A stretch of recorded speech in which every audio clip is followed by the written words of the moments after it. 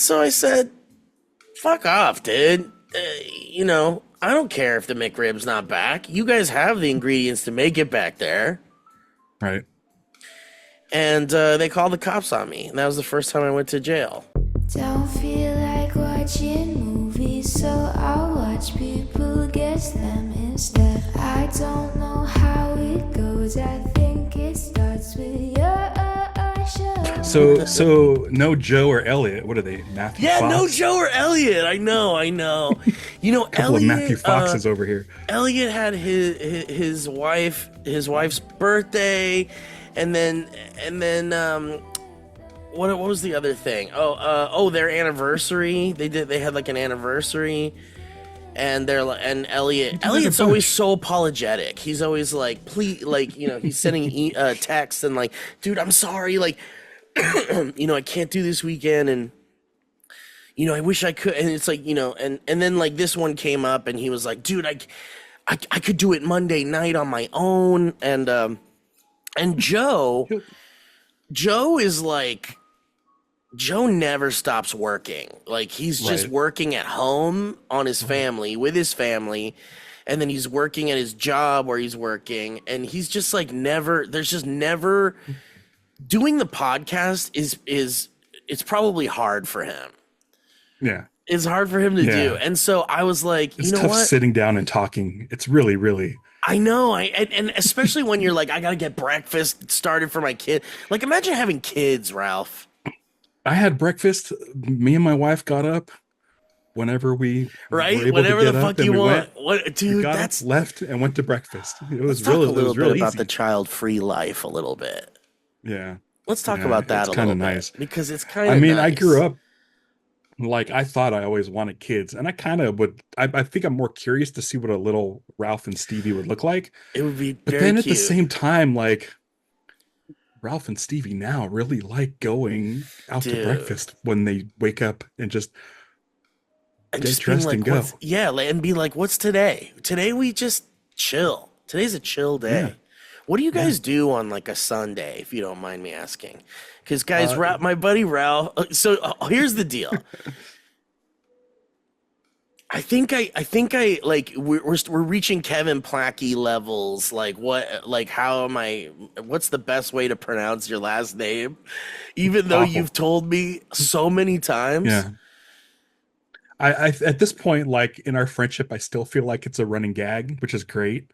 It's not an easy name to pronounce. Like, it's because it doesn't look like the way it sounds. Well, because I always want to say Apple or Apple or. Oh, that's the one. You got it in two this time. Okay, so. So Matt, Matt Robb, right? Matt hit me up and was like, Ralph, or I was mentioning that we went to go see the Lost movie. And he was like, oh, that's so cool, man. Like, that's so great. Good for Ralph. And then there was like a little bit of a pause. And then he just goes, Apple. And I'm like, why did you say that? Apple. Like, Matt and I have we're just children. I'm a child forever, dude. Yeah. And he'll go Apple. Whenever I go like, oh, my friend Ralph, he'll go Apple. like I like Apple. I prefer Apple over some of the other ones. Dude, Apple is a really cool last name. Like, but Apple is almost like we've been pronouncing Apple the wrong way forever. It's actually Apple. So my last name, Apple is a food. Right. My first name is sort of a slang term for throw up. So it kind of turns my name into a sentence. Is Ralph short for something? Is that no? Ralph Folomule or no? My grandfather's name was Ralph Apple, and I'm a third Ralph Apple that's out there. I have a different middle name, but my uncle too. If you look at my uncle, Ralph Apple, you'll either get this picture on the internet or you'll get my uncle, who used to be like I think I talked about this before, the president of like Black Cat Firework and Red Devil Firework. Whoa, I don't think you've told me that. So there was this is how I remember it as a kid. I might be completely wrong, but he would go to China, do these trips to China and like look at like different firework displays to bring over here. And I believe Wow. he came up with the concept of like, because there was a firework that like it was a fountain, but there was these little Piccolo Pete stuck to it. And I believe he's the one that came up with the concept of calling it like the killer bees or whatever it Oh, I was. love that. Yeah. Yeah. So like I like so that's my uncle. Dude, so So wait, there's so a couple of us out there. your uncle's in the is he still in the fireworks biz? No, he's like a real estate guy now, I think. Wow. But he's way into drones, which is funny. Wait. What do you mean? Like, does he have his own? He has some of his I own? think so. All of his posts, because if you look up like, so if you go to Ralph Oppel on like Twitter, you won't get me, you'll get him because he got the He got Twitter the handle real Ralph full Oppel. at Ralph Oppel. Yeah. And I think Oppel. he's mad because I got the well, this is giving away everything, but fuck it. The Gmail address. And So so I mean, come on, he can't have it all. right. He can't But have all the cool things. I think I've been getting emails to him for like the last year. These people keep sending stuff to me. I'm like, this is a different guy. They're like, you owe us money, man. We're gonna come break your arms. No, it's some lady talking about trips she's making and like I don't know. I feel weird about it. Like I let my uncle know. I said, hey, I think these are supposed to be for you. And I let those people know, like, I think you need to be sending this to him. And I still get them, and I don't. It's this conversation between these two women, and I'm just like, all right. I love that. Yeah. So, Ralph, you've been on this show before, Yeah. and Once with both with Joe, mhm. and then once with Joe and Placky. Yeah, Never with Elliott. So there's a yeah. pattern. But Elliott Elliott's will show up for the commercials or the Yeah, he ads. will. He'll go like, "Hey, man, here's a Okay, quick I little get it. ad." It's like, "Where'd you come from, you fuck?" Sometimes we do nice things, and like like Yeah. I told Joe, I was like, I had Ralph over this weekend, and I was like, dude, Ralph and I could knock out like a quick little thing where we just talk about movies for like 40 minutes or something. Yeah. And Joe could have like a nice Sunday, and Elliot could go do what the hell he's doing, and Kevin's just been missing for 3 months now. And Yeah, he stays on a milk carton. I have so much concern for Kevin. Like I'm not kidding You you. Like should. almost on a daily basis, I'm like, I hope Kevin's doing okay. He's not okay. He's not okay. I He's want like, him to be okay.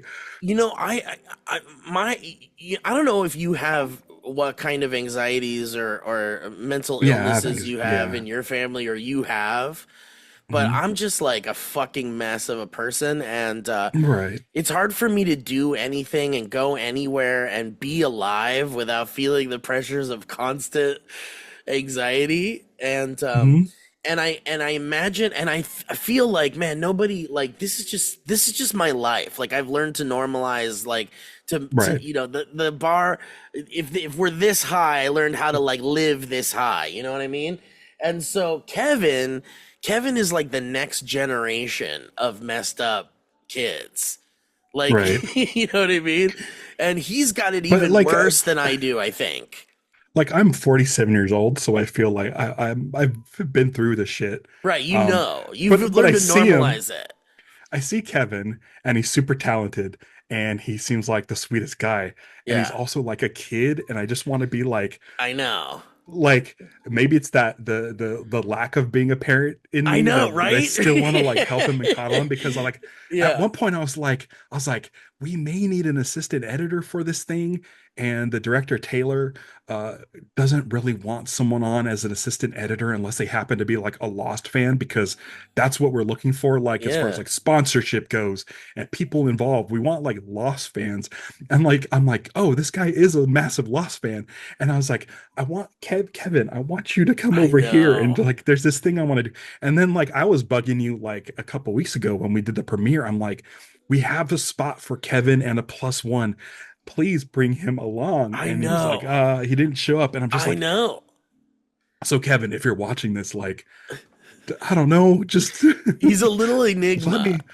let me be your little, like I Let us want to be be your like dads. like we're Bruce, I'm Bruce Wayne, and you could be my Robin. Like, Yes, exactly. Dude, yeah, that's the thing you get with Kevin. Like, you get this sort of like paternal, maternal, whatever it is thing Yeah. takes over you, because he's so talented. You know what, he came into our lives because he like is such a good editor, and he made like Those these like videos, yeah, those they're DB great. theaters. They're so Yeah. good, and Mike and I were just talking about those, and we always give him praise for those because they're so good and they're so well done. And then you're like, man, this kid's a fucking firecracker. This kid's a powerhouse. Like, if we're not careful, he's gonna be headhunted by some like big boys, and then That's we're what I gonna was lose trying him. to do. Right. Just for a little bit. We had And we had this editor, Autumn, and she used to edit at SourceFed, and she's incredible. She's so talented and she's so good, and she's just such a good editor. And we had her in the beginning of Dynamic Banter, mhm. and we were like, dude, if we could keep Autumn on, we could like this could be like fucking crazy. This could be like cinematic, show. And then Autumn was like headhunted by 100 Thieves, that Mhm. fucking huge like e-game or whatever the fuck it is. I think what Yeah. even is there esports still? Esports? Yeah. Esports that's still like I $1 think there's billion like industry. I think there's an esports arena like in Orange County. That's insane. Yeah. The Luxor in Vegas has an esports arena inside of it. I'm like, what Uh, is this hey, shit? hey, it makes Esports. people happy. I can't, I I can't mean, fault sure, that. dude, Yeah. you're right. You get to an age where you're like, if this makes people happy, then what the fuck? And it doesn't bother me at all. But we lost Autumn to that, and so we got Kevin, and I'm so thankful for Kevin. I mean, but I just, Yeah. as soon as Kevin comes into your life, you're like, you instantly are like, I need to take care of this boy. I think This- another thing is too, like if you go to like, because after I first did the Valley Cast where it was me, you, Joe, and Kevin, I'm like, man, that's such a sweet kid. And I knew the Dynamic Banner Theater, and I kind of basically knew, but I'm like, let me go look at his actual like YouTube channel. And it's like there's the COVID video Right, that he did, and it's like fucking I'm sitting there, I don't know who any of these people are, and I'm just like tears in my eyes. I'm like, this is like the most beautiful thing I've ever seen. And then right. like the next video was something I don't even know what the context was, but it was him Is it like the like cereal stuff? pouring out his like Oh yeah, emotions and stuff. It's like a very serious like I think this was when his sort of yeah. relationship with you guys and the Mm. Valley folk. And I was like, man, I think I need to take care of this kid. I think I this know kid, you just That's and the it's one of that's those the things where I'm like I kind of like hope that he gets poached. I mean, it would suck for me you too, guys, me too. but at the same time, I want him to have like success, but also happiness. And just like anytime I see him climbing a wall, it's like, okay, good. Whatever that's him getting out. So like we were all in lockdown for like what, 2 years, something like that. Hmm. And so like you get cooped up and you get all the emotions and all the feelings and stuff. But since then, I've been taking photographs. Stevie gave me a camera. I go out and shoot pictures. It's like, I know that anything that gets you outside of your house and what you normally do is like therapeutic. It is. So every time I see him climbing a wall, I'm like, okay, he needs that. It looks like he's taking care of himself. At least it Yeah. looks like he's taking care of himself. Yeah. Yeah. That Lost premiere, like we're gonna get to that in a second, because some I of the told you to tell Kevin we have a rock climbing wall at the venue. dude, I know, and I wanted him to go so bad, but he'll just, he's just a little. He's kind of like imagine a very talented, very funny version of that character on The Simpsons that is like sickly. That that little kid on the bus that's always Oh, he's not the Simpsons shade of yellow. yeah, he's not The Simpsons yellow. He's like Yeah. gray. Yeah. Like that's Kevin. Kevin is like perpetually ill, and I'm so sad about it. I want to fix him. I want to remember you've seen we talked about Constantine, Yeah. that Keanu Reeves movie. Right. It's been out long enough. We can spoil shit. But at one point, like, he basically like it's such a bonkers movie. It's great. But at one point the devil reaches into Keanu Reeves's lungs and he like rips out the like cancer from him, and he's like, now you get to live, you piece of shit. And I just want to do that to whatever is ailing Kevin. I want to reach in and rip it out and be like, now be happy and be healthy and live. Yeah. You know, but whatever. You can't do that. Well, I think as of the time this episode drops, you guys drop what, Wednesdays? Something like that? Ish. I should have already, hopefully, if not by now, soon, link for tickets to an Orange County screening of Getting Lost for November 3rd. Dude, that's enough time for Kevin to think about it. I would love for him to come see it. I know he's a massive Lost fan. I think he'll love it. So just let him know. It's right next to a rock climbing wall facility. We got to entice him somehow. The theater's here. There's a rock climbing over here, and there's a talcum powder store over here. Yeah. And so it'll be like, get his boundary going. All right. Well, anyway, fuck Kevin. That's enough about Kevin. We wasted enough of our breath on Kevin right now. Send him the link. I will. Send him the link. Tell me he's got to get in here right now. I will. I know, right? I could call him right now, but he would just like absolutely ignore it, and he should. So anyway, Ralph, you've been on the show. I can say this. Oh, sure. I can say this. It's getting to the point where when I listen to DB, I love hearing him in the background because it's like proof of life. It is proof of life. And it's like, you know, whatever kind of life it is, because you know, Kevin brings me so much joy, and without him in the dynamic banter studio, the show's a little different. Like the fact that he's there is like, it heightens everything. Well, so you released an episode recently where Mike wasn't around. It was you and Kevin. Yeah. And you guys said it was April of last year. Yeah, it was in the can. Was it an April one? Because you started talking about Beetlejuice. But it's Beetlejuice being old. And I'm like, but is this a current conversation? Did they just pretend it was April? Because at one point you said it was New Year's Eve. And so I was like, I need to know if Kevin is okay now. Yeah, I mean, April. Yeah, that was an evergreen episode that we just kind of had in the back burner in case we needed it. Yeah. And you know, Mike travels all over the place, and so sometimes we're just like, well, fuck it, let's just use the in the can evergreen episode. But yeah, that was good, man. That was the first time Kevin was like fully on the show, and he didn't like it. Like not like beyond what he said on the show. Well, I didn't like that it was recorded so long ago because, again, proof of life. I was like, it's really, hard to really keep excited. track of if he's okay. I think he did mention something about moving into a new place, and that I was like, oh wait, I think I remember that from a long time ago, dude. So that actually gives me a little bit of a timeline now, because. You know, so we shot that at his old place, and then one of the first things we shot at his place was that I did an episode with my friend Chalky, and then we did Mike and I did the like DBQVC thing where we were selling like weird fake products, and that was shot at Kevin's new place. So now I have a little bit of a timeline of like when when all that shit happened. Because as soon as you mentioned Beetlejuice, I was like, okay, this is new. No, but then I realized, this is probably when the trailer came out.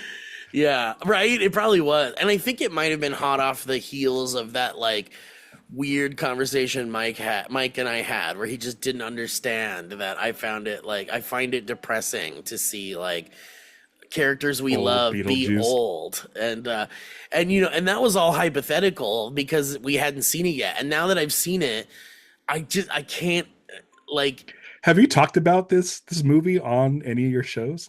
I think Mike and I talked about it like a little, like we said, like he asked me if I saw it and I said yes, and then that was it. No, we haven't talked about it. We should totally talk about it. You saw it, right? Oh yeah, opening night. Like, yeah, me too. Here's the thing, like I love Beetlejuice. It's like maybe my favorite Elfman score. It's just like Pee-wee and Edward Scissorhands and Beetlejuice and dude, like seriously, up until like and through, I would say, Sleepy Hollow, like I loved every Tim Burton It's just movie. like knockout. Like I think Yeah. Mars Attacks and Sleepy Hollow might be the last like it feels like a Well, Tim Burton movie. yeah. Here's the thing with Sleepy Hollow for me though. Soft spot. It was me and Stevie's first date. Aw, Was seeing that's Sleepy Hollow. adorable. Okay, so it has like, it has the Yeah, heartfelt like shit in there. like I rewatched it. It's the recently. It's not like a great movie, It's not great. but it reminds me of me and Stevie because it's again, and that came out like 25 years ago. Like Jesus. it's nuts. That's crazy. I think I wasn't even dating my ex-wife yet when Sleepy Hollow came out. That's how long ago that came out, and there's my timeline for that. When you mention your ex-wife, it reminds me of the That picture, fucking which picture, we've talked dude. about. We've talked about so many times. It's definitely but- definitely talked about it on the Valley Cast. Have we showed it? Yeah. We've showed it on the Valleycast? Yeah. we Okay, have. well, we don't need to show it again. But that Go back picture, and watch that first picture one. blows my fucking mind. Yeah. It's crazy. It's like it's a picture of me and my ex-wife in the background of a picture of you that your friend Yeah. was taking of you. Yeah.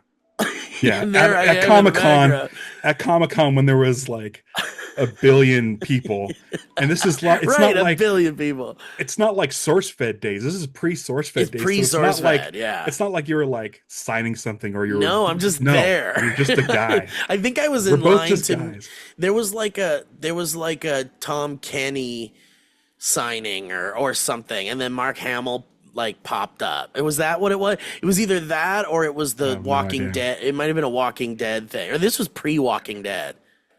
The comic was around. But Walking Dead Not the the show. show. No, this is Yeah. pre-Walking Dead. Okay, so This it is must have been pre- the Tom Kenny signing. This is either 2000. I think it's 2005. That's fucking crazy, man. Yeah. That's fucking crazy.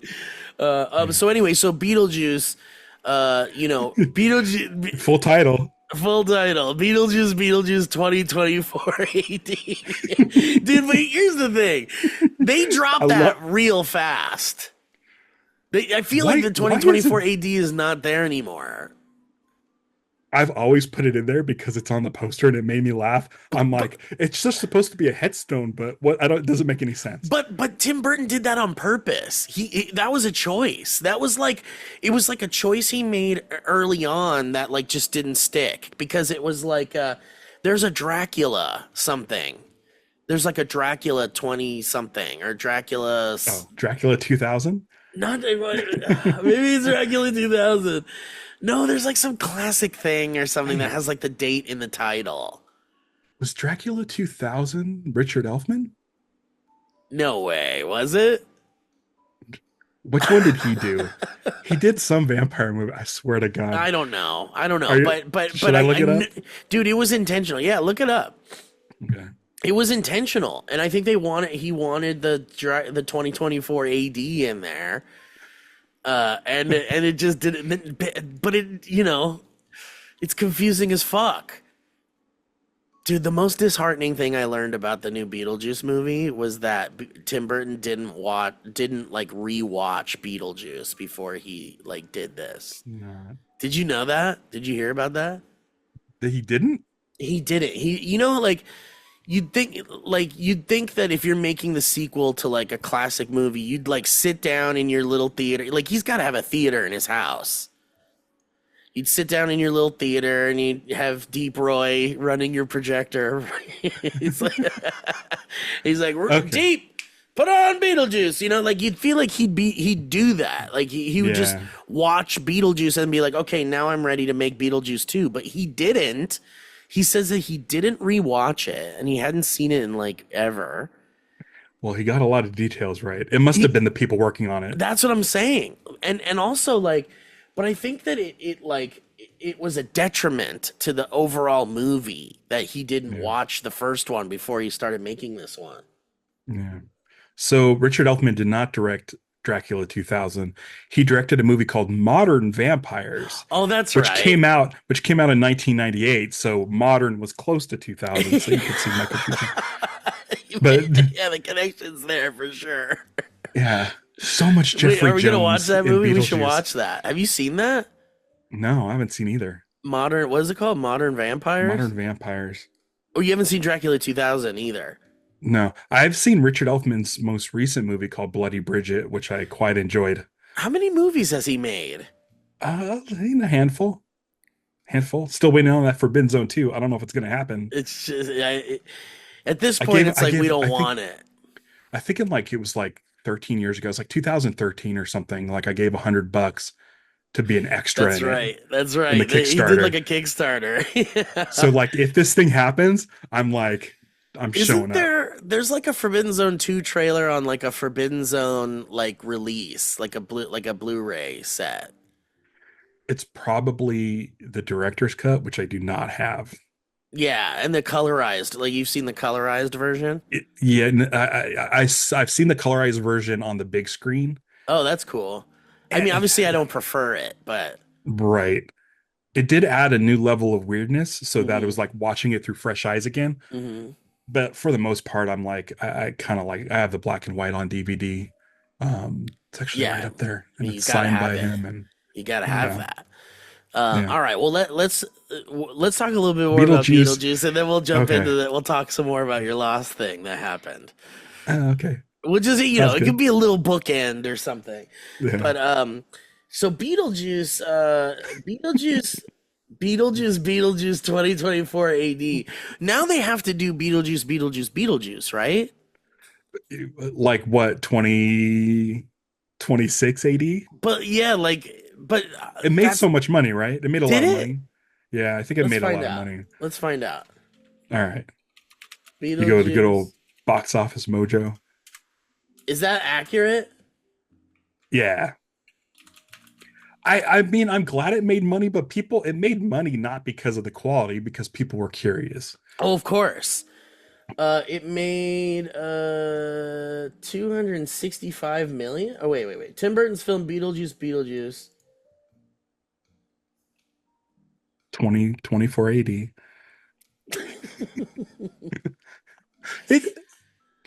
I could just say this, like, I kind of would rather. Yeah, 267 million. What is that? You know what I want? I want a Beetlejuice 3 to start going in production now, because I think Tim Burton got all the weird shit out of his system and can now focus on a different story and just make it like something completely different.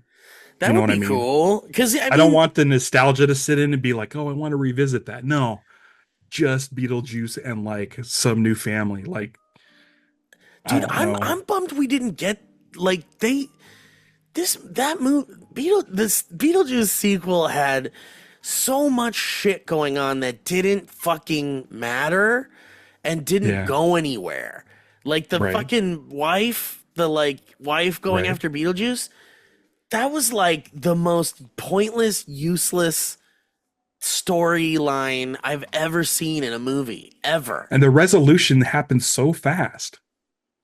It happened so fucking fast. I really like the Ghost Boy story, but again, the dude gets dispatched so fast. And then he's gone and they never talk about him ever again. No. And then Willem Dafoe's character.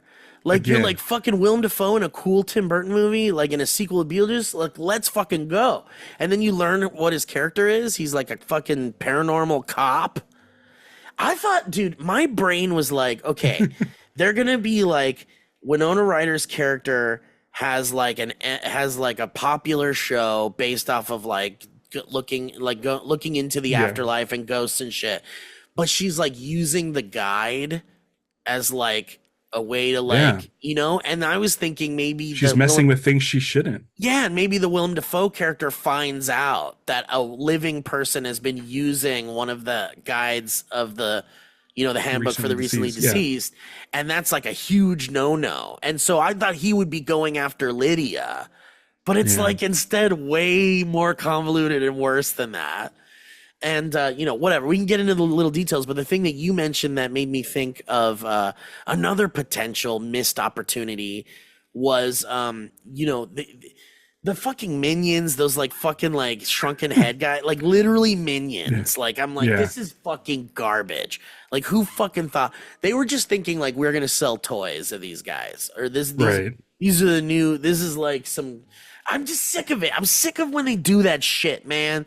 I'm Right. sick of them like this mini Stay Puft Marshmallow Man in Ghostbusters. The Baby Yodas. Dude, what are we Yeah. doing? Baby Beetlejuice, man. Someone was like, we just get baby Beetlejuice because everybody loves babies. Baby puppet. So anyway, the missed opportunity was they have Beetlejuice with his fucking minions and his like, he's like, got his exorcism business is now a boring office job. Yeah. Like, and that's like kind of interesting, I guess. But You know what? You know what it should have been? Because What? Beetlejuice is a fucking perv. Yeah. Like it should have been. He should have had like those Miss Argentinas as all Yes. his. Like Yes, it should have been like bad. you're right. And it should be yes. like constant sexual harassment. Yes. And him looking up the dress with the stick. Like, Yes. Like And all being of that like, stuff. dude, but none of that happened. And remember when in the original Beetlejuice when he like became a big giant snake? And remember when he was like a carnival ride? Yeah.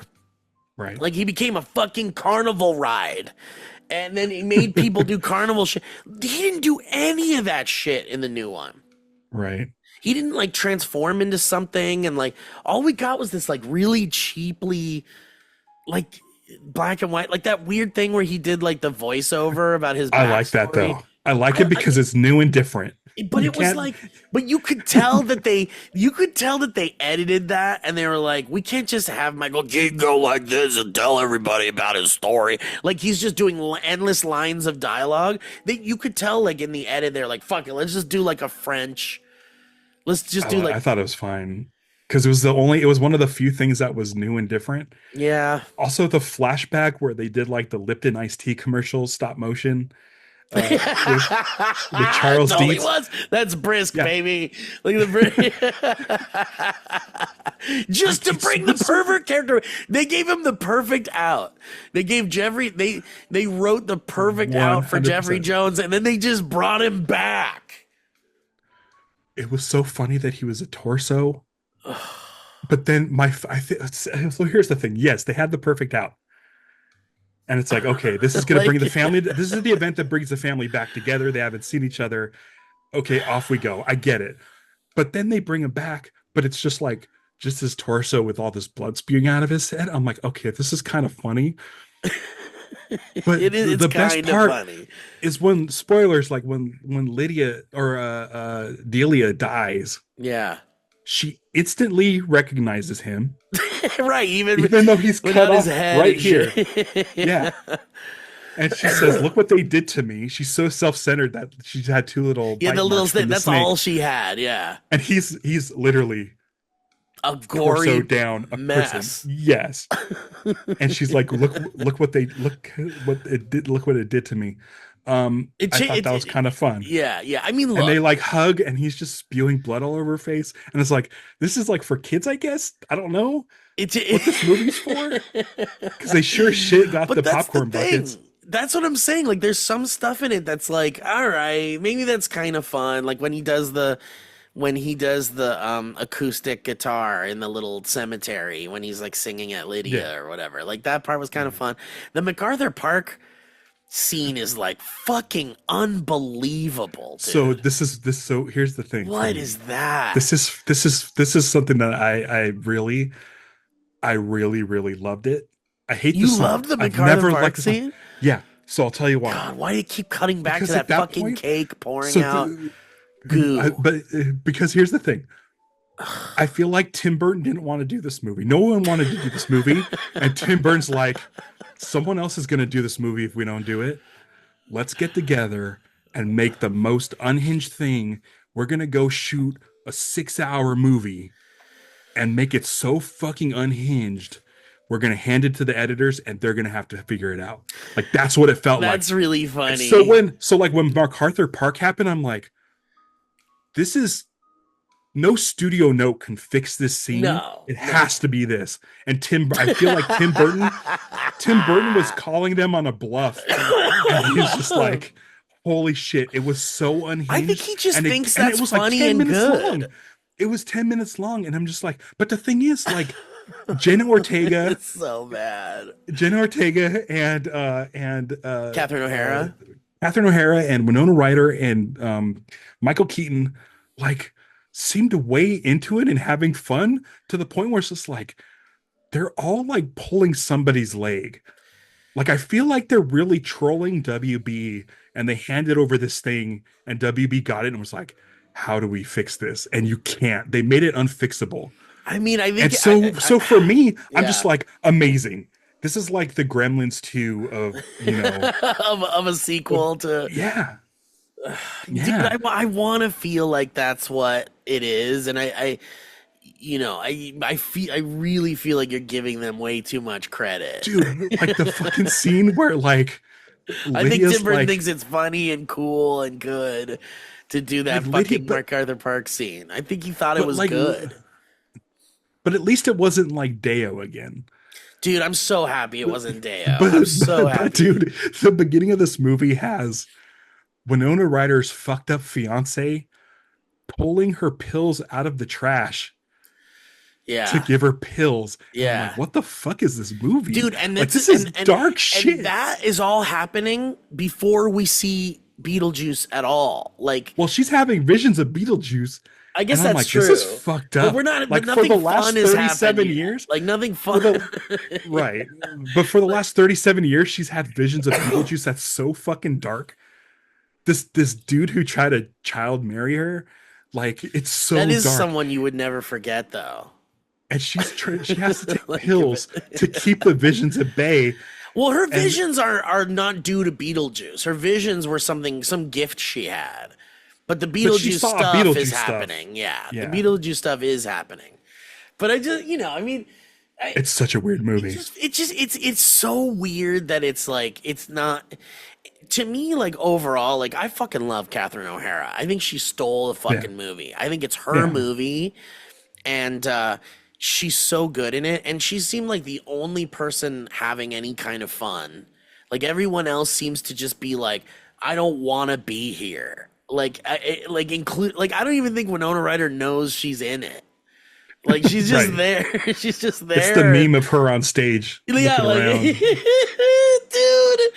And I just feel like Catherine O'Hara is the only one that got the memo that was like, just have fun with it. Like, we're not making a fucking Oscar-winning movie here. And then, like, these people, they're all in like 5 different movies.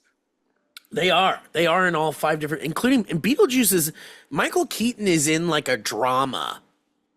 Yeah. And Catherine O'Hara is in a fun comedy.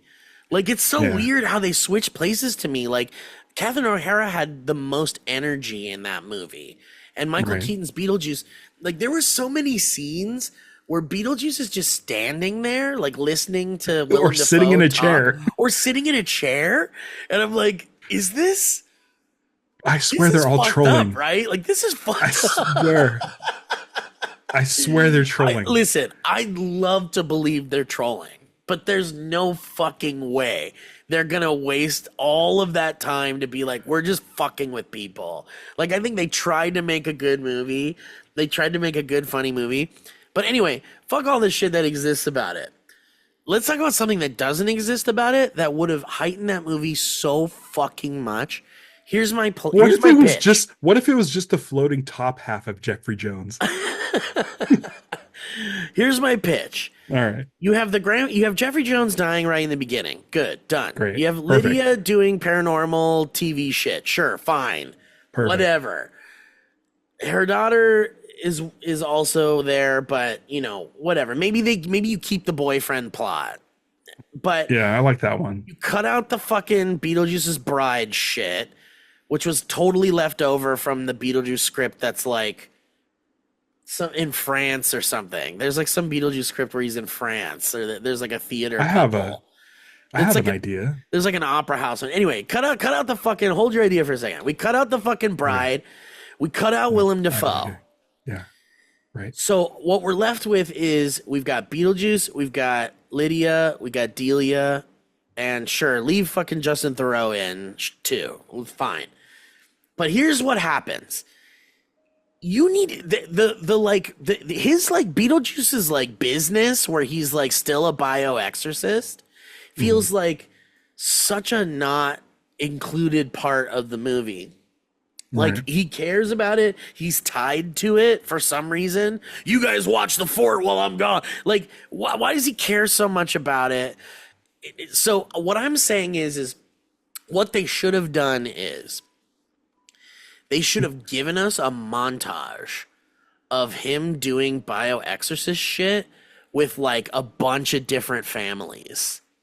Yeah. Like, just give us like a fucking 3-minute scene where he's doing like grand, huge, energetic, awesome Beetlejuice shit, turning into a fucking like truck or something. Like, have him do crazy shit to like these different families to show us that he's like still got the juice, baby.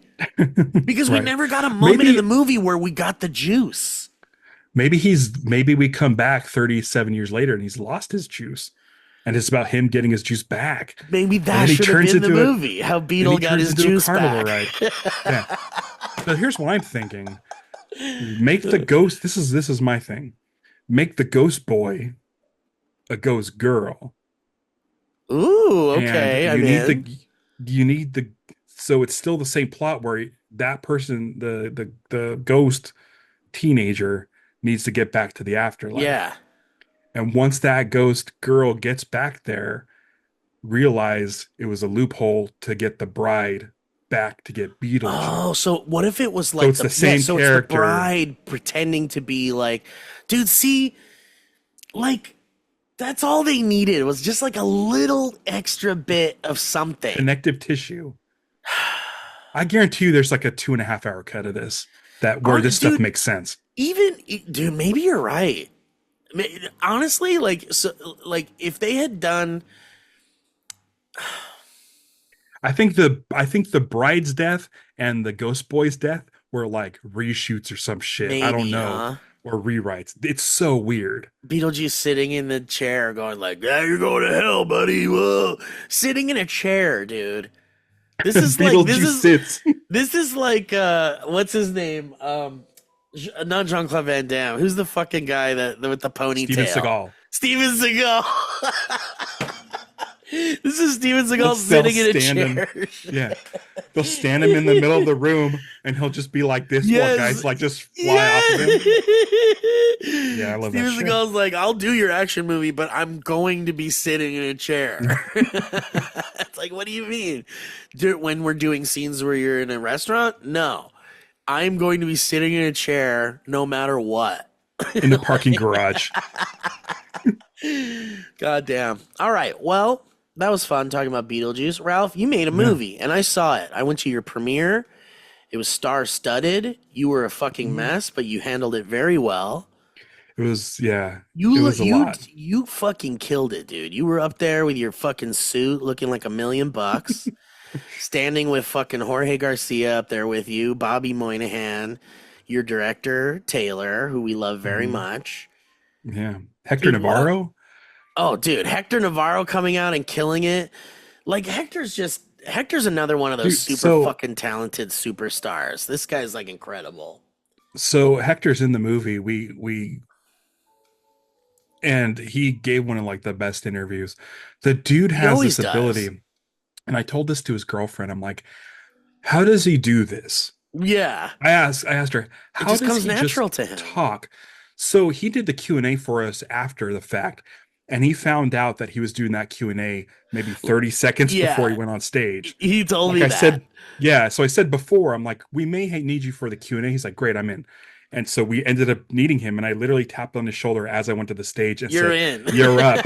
Yeah, you're and he up. went, grabbed the mic, and just like knocked it out of the park. I know. That's the thing. He doesn't need prep. No, he's just like ready Flash. to go. I think he's like the Flash, where like his brain's going so fast that everything around him is like kind of like. But he slow. can like. So he can like.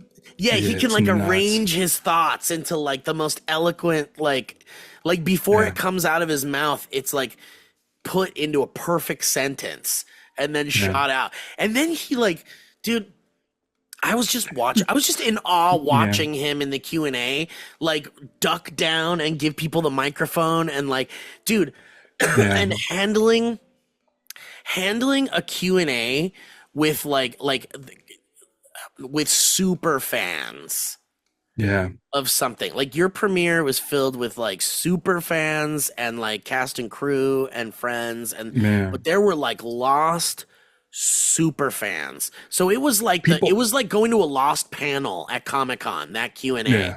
Because everyone had like a question for Jorge or whatever, any of the cast that was there, and that could have been a big disaster. Yeah. But Hector fucking knew exactly what to do. He Yeah. knew when a question was like go too much, too long. Like he just like and he handled it in a respectful way. He It's handled it in a nuts. like unbelievable to watch him, dude. I just when we went to the after party, I Yeah. gushed at him for like 30 minutes about how I watched him Oh control shit. the Q&A and it was a master class on how to Oh handle no. a Q&A with super nerds, that a free for all for super nerds, you know, like that's crazy. So now I feel bad because I went and did the exact same thing, and I could tell based on his girlfriend's face, like, oh, I hear it all the She's like, here time, he and I just goes. like, yeah, I yeah, know. I also gushed to her too because I gushed to Stevie yeah, also after yeah. I went to Hector's girlfriend. I was like, your fucking boyfriend is incredible. She's like, I know. I know. Yeah, I know. And you yeah. know, and yeah, I went to Stevie right after might have been between the Q&A or right after the Q&A or something. And I was like, dude, you fucking did it. You carried that man through this fucking thing. Dude, can I talk to her about her for Yes, real please. quick? She's incredible. Give her time. So she sat and watched like the 4 hour cut with me and had a good time. Yeah. And then like, I don't want to sit on my computer and watch like subsequent cuts of the movie. So I would sit on the couch while she'd like play her Switch or do needlepoint or whatever she's doing. And I got to a point where I can tell, like, oh boy, she's really She's over she it. like we're like there's lines of dialogue that we both say out loud in unison as they say my name. Like she's seen it a bunch. Yeah. And so I was like felt so bad about like Like I'm having to torturing my wife. like subject her to this thing. And so I ended up just watching all subsequent ones on my computer. But when the night of the premiere, we were sitting in the back, and this was the 2 hour completed cut. She's sitting right next to me the whole time, laughing and enjoying it and having such a good time that I was Dude, what a like, trooper. oh, thank God. Like, because I felt so bad. Like, we've been working on this close to like 3 years, Yeah. and it's And you're like basically got been out of my the house job. the whole time. You're like barely Yeah, home. right. So I feel like she really, really was like, I put her through the ringer because the thing is, like, here's the deal. There's three main people involved with this movie. Taylor, the director, Hmm. I was the producer that came on at the beginning and helped Taylor produce this thing. And then halfway through production, Taylor's wife, Emily, came on board and fucking knocked it out of the park with like spreadsheets and organizing and making sure like all our You ducks just were in had a like row. you had like a So it was dream like team. yeah, so it's like three of us. Um, so like with any work, any job, anything you do at all, there's moments that where you feel like so much pressure and you ideas, creative ideas don't mesh with the other person. And since there's only three of us and I can't complain to like Taylor or Emily about it, like if something is frustrating me at the time, she's Just let gotta me, kind yeah. of, I'll like She's get up from my taking the desk, go brunt to of the front, and I'm it. just like, oh my gosh, this and this. Or like we like I think I messaged you like our second shoot, we had this perfect setup. It was a great weekend. It was like 3 days, 12 interviews. logistically everyone was in close enough locations for each day where we didn't have to do a lot of driving. We had all the studio spaces that we needed booked. We had locations where people were doing their interviews booked. Everything was set up. And the day before, um, Taylor got COVID and we had to squash the whole weekend the day before his flight. Holy shit. And it was one of those things where I'm just like, who how do you let out like your frustration? Like you Yeah. were ready to go. Can't be Like mad at anybody. I was I was packed and you can't be mad at anybody. But I need to vent. And so like she would just kind of be there for me and like and she's like, okay, calm down. I'm like, I'm not mad at you. It's just there's just things where I'm just like there's nothing to do. It's like the There's nowhere universe to go. fucked you essentially, and you're like, So yeah. so her seeing it that night and being at the premiere and her enjoying it and laughing and it like it was like this huge What a relief of special. like I feel so bad for doing all this stuff, but I'm also glad that you see the work that went into it that made it what it is. Because I'm really proud of it. And I gotta tell you, like the response that night was like overwhelming. Insane. That Um theater was electric. There was so much. That energy was crazy. yeah. What So a show. So, and then that's the thing is like in that room, since the energy was so crazy and everybody was like fans and everyone was on board, I was like, maybe it was just like people liked it because it was like the night was so amazing. No, it helped But, for but sure. yeah, but like, so there's people who are in the movie that didn't make it to the premiere. And so we've been sending screeners to them Mm. and we've been getting back reviews. Like Sam Levine sent us a message yesterday and just gave us like just saying how wonderful it is. Holy Um, shit, that's great. Brian Burke, who's in the Whoa, movie, god damn. producer of Star Wars and Star Trek and all of JJ Hmm. shit and Lost, um, uh, uh, glowing.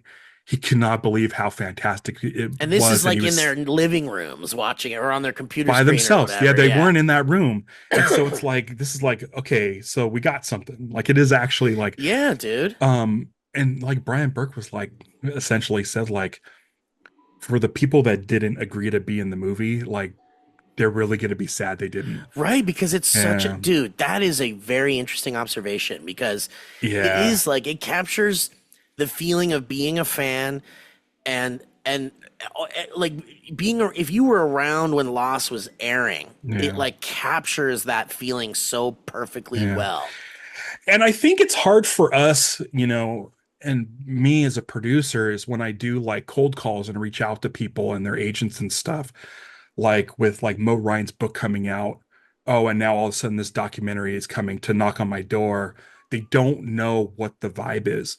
Even like Michael Giacchino, who's a friend of mine, he wanted to know like before he committed to this thing, he's like, what is it about? What are you guys trying to do with Yeah, this? what's the story? Yeah. And I explained it to him and he's like, okay, I can get behind that. And so we did his interview and we went to his place and he still seemed very guarded.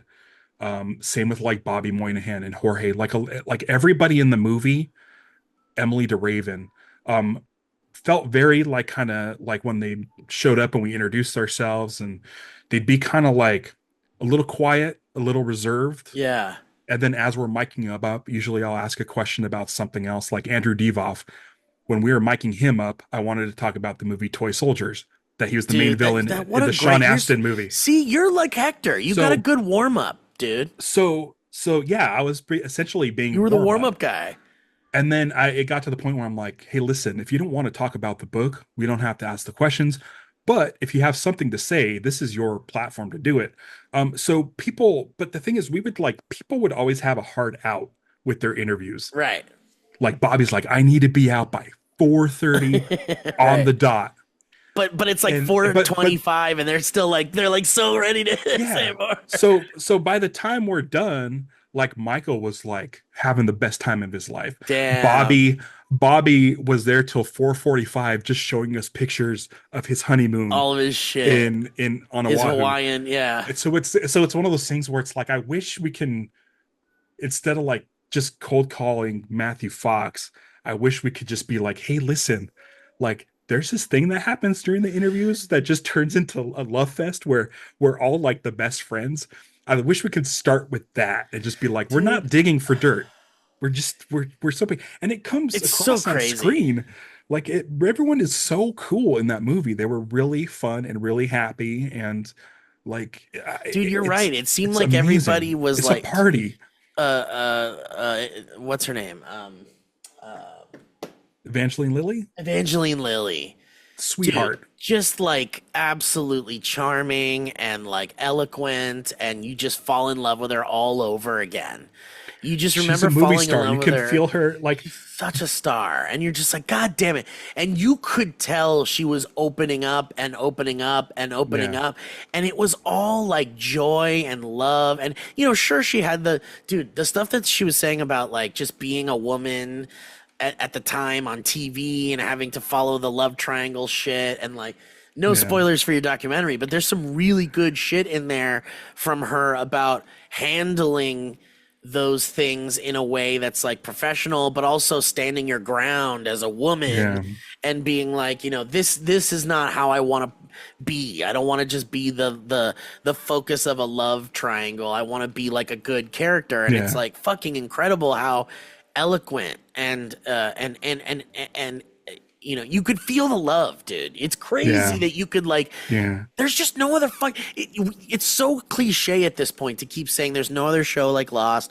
What a great show. Everybody loved Lost, but there's just so much magic around it that it's undeniable that there is just something entirely different about this show that like no other. Maybe you could get the Star Trek. Like, if you could get all the original cast of Star Trek back from, like, pull them out of their graves, do like an interview with them, you could probably get a similar, like, it was so fun, it was so great kind of thing. But man, Lost is just, what a wonderful sauce. Yeah. And thanks to the First Time Show, who are incredibly integral to our story. I love it so much. Yeah, we're so a if you're a big fan part- of Steve Brett Noen, if you're a big fan of Steve Brett Noen, they are in the movie. 100% Dude, I'm just in the thankful. movie. And Honestly, just to say that I was a part of it, even if it's not a huge part. And being supporting you as a friend when you would text me sometimes going like, I don't think I could do this. listen, here, can I just say something though? Like, you guys showed up weekend one, our first shoot, and it's because like Jorge and Michael Giacchino last minute cancellation because of other things. Like, it wasn't anything where we're like, we get it, we understand why you're not going to be here, but it was like they were on the same day. And so I called you guys up and I'm like, hey, we want to do this, and they're like, yeah, let's do it. Like, you were interviewed like number 5, I think, or 6. And since then, our final interview was J.J. Abrams and Brian Burke. So we had gone through this whole arc. I heard you mention it on DB. You had mentioned you were like, oh, me, Brett and Owen are in it, but they're getting people like Evangeline Lilly and J.J. Abrams. He's like, and you're like, I don't think I see us not being in the movie. And I'm sitting there being like, listening to that, I'm like, yeah, it's 100% accurate. But I mean, we did get you in there, and I think the way you're in there is so funny. And it's so perfect. funny. I'm glad you guys love it funny. because I kind of felt bad the amount you're in there, but I'm just like, no, we are cracking up. We love it. As soon as I sent you the message like, hey, listen, if you accidentally sneeze at the wrong time, you're not going to see yourself in this movie. Dude, we were cracking up. Funny. You should have heard us in the car afterwards. We were just like, that's so funny, man. Because, we didn't know what it was. You didn't know what it was. We talked a lot about the First Time Show. And it was like, you're not going to put First Time Show shit. What the fuck is First Time Show? Yeah. You didn't even put the Dharmalar shit in there, which I thought was really interesting. You had a great opportunity to be like, this is me. So here's the thing. There's some footage in there from an unfinished 2010 documentary about lost podcasters. That's crazy. We have access to over 100 hours of that documentary. Oh my God. Which we use some of it in this. And there's a full interview of me from 2010, and it's like I'm a deer in headlights. It's You're the worst. You're a completely different person now. There was a clip of me in an earlier cut, and I told Taylor, I said, I could use a lot less me. Just cut me out. Dude, you would be Yeah. like that. You're like, this is, Yeah. but also like, what a humble thing, Like it's very much like we're making a movie. It's awful. I know. It's an awful interview. And you're not a guy that likes to really be in front of the camera, which is why I appreciate you doing this too.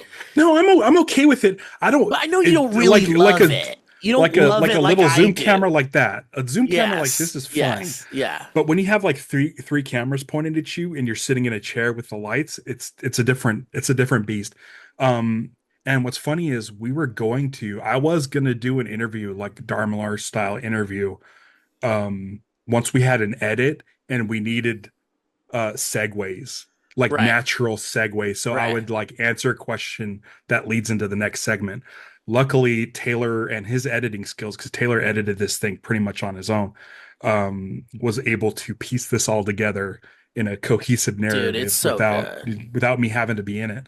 You thought you might have needed like a narrator almost, or just something where like now we're talking about the pilot like episode, a segue, yeah, and then we need to talk about Walt, but there's no one talking about anything that I love the way it was done, because sometimes they'll do the interview and they'll have someone go like, and then what happened next was, and then it cuts to like a thing, and it's like, hey, you don't need to do that shit. It's good the way like we're talking, like there's a thing where Michael Emerson is talking about the fans, and he mentions that he has a face tattoo. Someone has his face tattooed on their back. Oh yeah, that's right. And we cut to that face.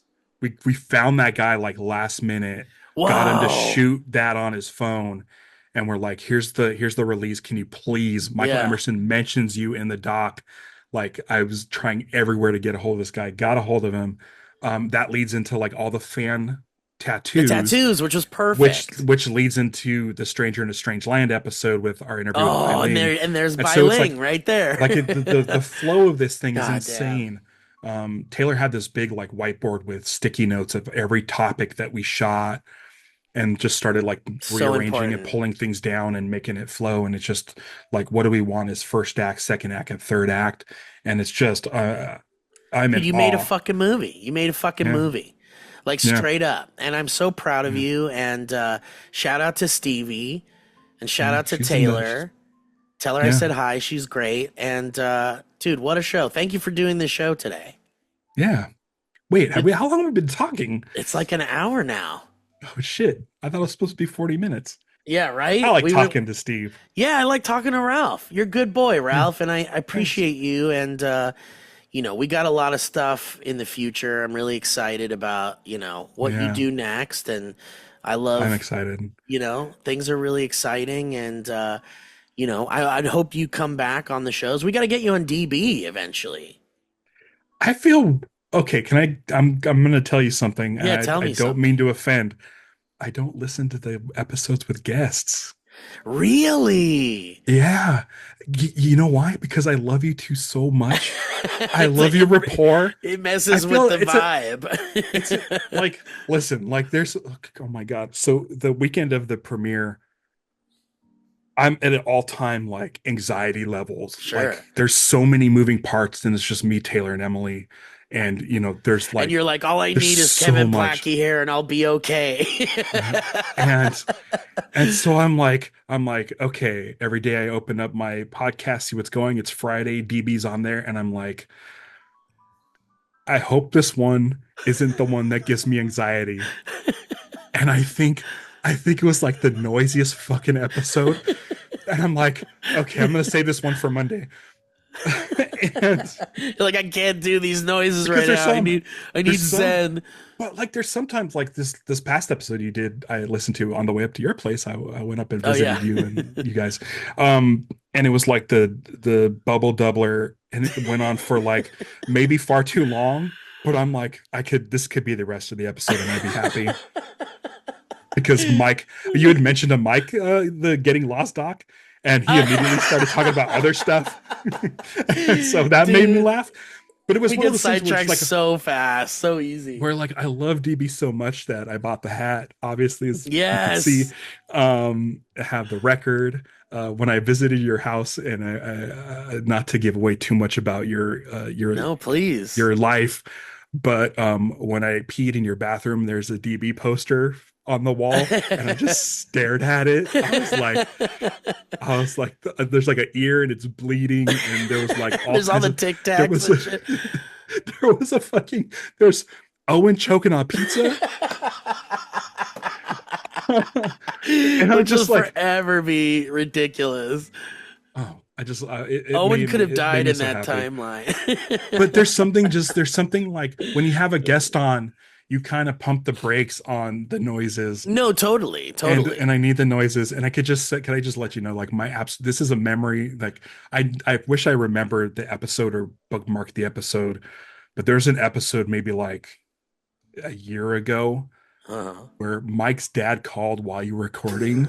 Oh my God. And he had him on speakerphone, and he said something, and Mike hit the loop on his voice, dude, and then dropped into drum beat. Dude, I was driving, and I literally was like, I pulled over into a parking lot. I was crying, dude, and I hit the back button like 40 seconds to hear it again.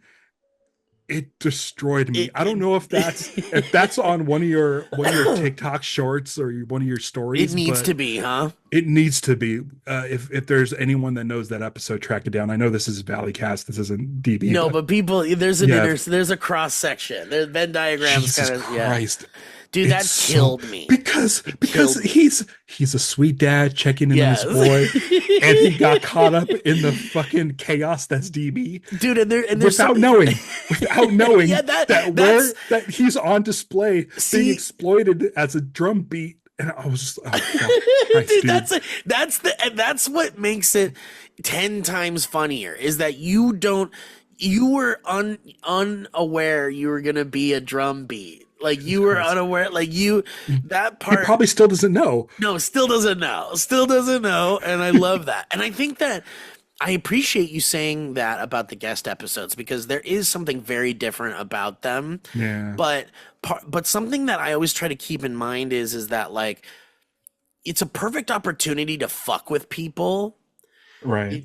And in kind of in the spirit of that phone call. And I think that, like, as someone who may not think those are the best episodes, I'll say this: just know that I'm trying to fuck with them so here's the whole time, and the part of the game should be, where is Steve gonna fuck with this person, and how is Steve gonna fuck with this person? And think it's in the spirit of that phone call with Mike's dad, where it's like they may not know they're gonna be fucked with in that way. And I think that's like how we approach the guest episodes, which is like, I was actually saying this to Mike the last episode we were recording. We were outside his place, and I was smoking a joint, and we were getting ready for the show. And I was like, what I like about when we have guests? It's like that. You ever read that? I think it might be on the script for the Muppet movie, where it says, like, it explains that the Muppets exist in our world, but there's no weirdness about it. Like, humans just see a Muppet and go like, well, there's a guy, there's a frog, but they don't go like, what the fuck, it's a puppet. Like, so the way I want to approach DB guest episodes is, it's almost like you're coming on to the Muppet Show. You don't necessarily know that these are like wacky idiots that are gonna fuck with you. You're just like, these are just regular guys, but you're coming into the Muppet world a little bit. That's like my visualization of it. Well, to be a better person, I'll start listening to him. But I'll say this. You don't have to do that. You're a great person on your own. When you guys cold call people, I love that. Nick Hamilton. The Nick Hamilton calls are the best. We love them. Yeah. We love fighting. You just hang up on him. You just hang up on him, and I love it. Yeah. And then we do love hanging up on people quite a bit. And people do like laugh a lot when we do that, or when we just end the show. When it just ends, it's just like, and now it's over. We crack up so hard when one of us will just press the stop button. We just laugh for like 3 minutes. Because we're like, why do we do that? Yeah. All right, Ralph. All right. Enjoy the rest Thank of you your for having Sunday. me. Thank you for coming, man. Thank you. Thank you to Joe, Kevin, and Elliott. And to all the listeners, we appreciate you. Sorry if this was not a great episode for you Valleyfolk listeners, because Ralph and I just got to nerd out about shit and really just talk about how much we like each other's work. And that's what it's about. You hang out with people when you're an adult. You know how it's like hard to make friends as an adult? When you're an adult, it's really about finding people that you're like, I like the shit you do. Like, let's be friends. And then if there's a mutual respect for the work that you do, then that's like a really nice friendship there. That's a good adult friendship. Mutual respect. And if for you don't, art. and if you don't have kids, it's easier to hang out with people. So much easier, and it's so much easier to just have a night. Dude, my girlfriend and I are gonna go see Joker 2 because we have a whole day. We're gonna go see Joker 2 like right now. I'm not excited about it, but I'm ready. I haven't seen Joker 1. You haven't seen Joker 1? Nah. It's okay. I love DC. The belt I'm wearing says DC on it. I'm a I big know DC you love fan, DC. but You're a big Green Lantern boy. I just don't. Oh yeah. There's that awesome statue back there. Didn't Stevie Stevie got me get that. you that? God, she's so great, dude. It's got a good quarter one there. scale. You can't tell from here, but it's quarter scale. It's fucking huge. And it's the size of my torso, and I'm a giant guy. Yeah. All right. Well, much love to Stevie. Much love to you. Yeah. Great job on the documentary, dude. I can't wait to watch it on Disney Plus. Even though that's not not an announcement, but no, it's not. It could be, man. If you're interested in the doc, listen, I'll say this because this is a genuine plug. Go to gettinglostdoc.com. We're doing theatrical screenings in very limited run. There's again November 3rd if you're in the Orange County area of California. Come watch it with me and check your local listings. And that's we're going to start adding stuff. Can they go to gettinglost.com or gettinglostdoc.com? What's the website? Yeah, gettinglostdoc.com. And then will there be info for screenings there? It's a link tree, and we have a section for screenings. Wonderful. So check that out, you cretins. If you want to see a great love letter to one of the greatest shows of all time, made by fans, for fans. And that's it. Great job, Ralph. I'm going to say goodbye to the people, and then I'm going to say goodbye to you. Goodbye, people. Bye, people. Wednesday.